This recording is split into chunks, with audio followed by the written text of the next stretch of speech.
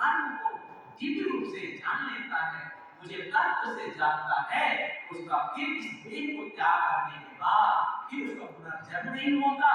माम एव एति, मुझे ही प्राप्त करता है। इस प्रकार से भगवान श्री कृष्ण अर्जुन की वृद्धि कहते हैं, जन्म कर्म च मे दिव्यम्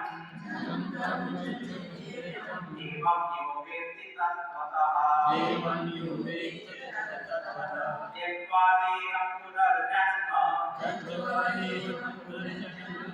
नैति मामेति सोऽर्जुन। जन्म कर्म च